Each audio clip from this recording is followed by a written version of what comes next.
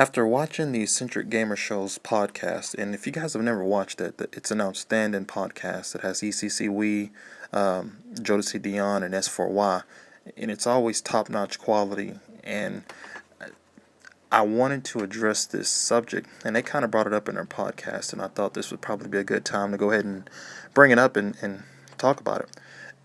The unwritten rule that Nintendo has, essentially. And a lot of people saying, well, what is this unwritten rule you're talking about? Well, the rule is performance versus stability.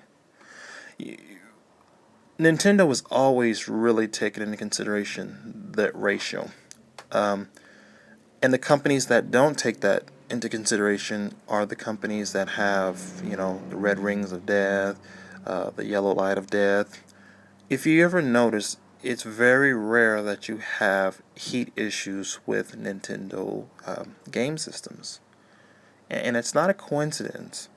Nintendo has done an excellent job with doing what I'm discussing. Do you want to know the real reason why PC gaming is superior to quote-unquote console gaming when it comes to graphical performance?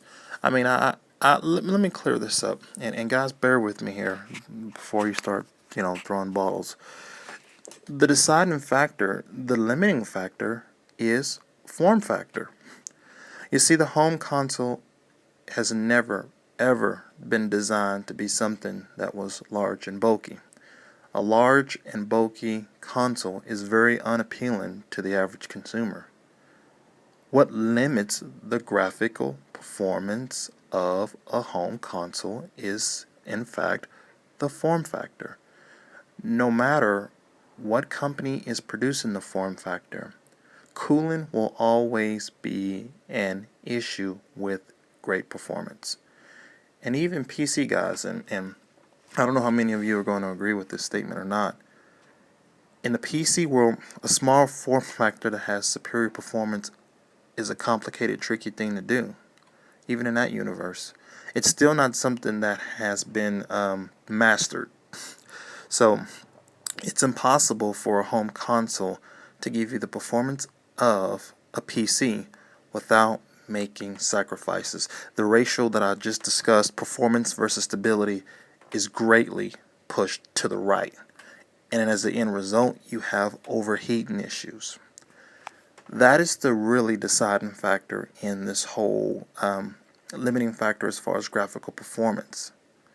You see, home consoles could put more firepower in them. It would be relatively easy. You find the appropriate chipset that's going to give you the performance you want, and you just go along with it. But once again, the limiting factor is form factor and adequate cooling with that. When is the last time you really heard of a significantly higher ratio of Nintendo consoles having really quality issues with them? Generally, it doesn't happen too often. They usually always take that into consideration and take the appropriate steps to where if a gamer wanted to play his console for 24 hours straight, there would be no risk of overheating. The way that the current model is now, there's no guarantee with the PS3 nor a 360 that repeated play for extended periods of time will in fact not cause the lifespan of that console to shorten. With the Nintendo console, you generally don't have that problem. You can play for hours and hours, days at a time, and it still holds up just fine. So, this is kind of an extension of the whole debate about and it's really not an extension, but just a little afterthought about what's truly going on as far as limiting factor or form factor versus graphical performance in a home console.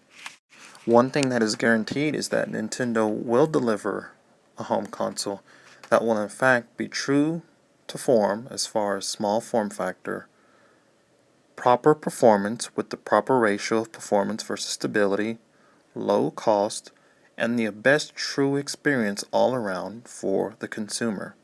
The Nintendo philosophy is a very complicated model, and I realize to most it's a bit hard to understand. But when your primary emphasis is on what's best for the consumer, it's quite easy to understand when you look at it from that perspective. The target audience is not an audience who wants big, bulky consoles. They want something small, formed, that will fit in their living room, not take up too much space, that can still be utilized and experienced and enjoyed for not only the system itself, but the games. And that's what gaming is truly about, the games. So, just my thoughts.